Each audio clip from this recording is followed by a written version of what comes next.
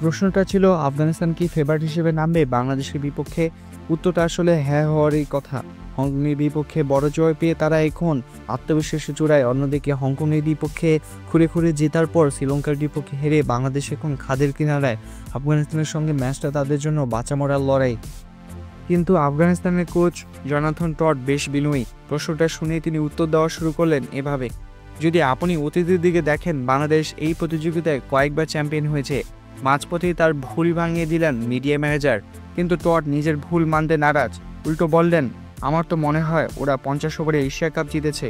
আবারও নিশ্চিত করা হলো বাংলাদেশ কখনো কোনো সংস্করণে চ্যাম্পিয়ন হয়নি।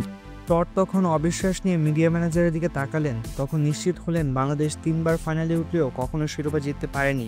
তখন একটা দীর্ঘশ্বাস ফেলে নতুন করে শুরু করলেন তার বক্তব্য: আমি ভেবেছি তারা চ্যাম্পিয়ন হয়েছে। এরপর মূল কথায় ফেরেন: আমার মনে হয় বাংলাদেশের সত্যিকারের ম্যাচ জেতানোর মতো খেলোয়াড় আছে। আমাদের কাল ভালো চ্যালেঞ্জ আর পরীক্ষা দিতে হবে। বিরতি পেয়ে আমরা মানসিক ও শারীরিকভাবে চাঙ্গা হয়েছি। 2014 সালে আফগানিস্তানের সঙ্গে প্রথম টি-20 ম্যাচে বাংলাদেশ জিতেছিল 9 উইকেটে। তখন আফগানিস্তান ছিল আইসিসির সহযোগী সদস্য। এক দশকের বেশি সময়ে প্রেক্ষাপটে অনেকটাই বদলে গেছে। এই সংস্করণে এখন বাংলাদেশের চেয়েও শক্তিশালী দল তারা। পরিসংখ্যানও এগিয়ে। টি-20তে 12 ম্যাচের মধ্যে 7টি জিতেছে আফগানিস্তান। কালকের ম্যাচেও জয়ের দিকেই চোখ রাখছেন কোচ টড। তিনি বলেছেন, কাল বাংলাদেশের বিপক্ষে বড় ম্যাচ। গত কয়েক বছরে দুই দলের মধ্যে অনেকগুলো ম্যাচ হয়েছে। ম্যাচগুলো সবসময় ভালো হয়েছে। আমরা আবারও একটা ভালো ম্যাচের দিকে তাকিয়ে আছি। চাইবো যেন আমরাই ম্যাচটা জিতি। তবে টড বিনিয়োগ হয়ে যে কথাটি বলেছেন, এবারও তার সত্যি হওয়ার সম্ভাবনা কম।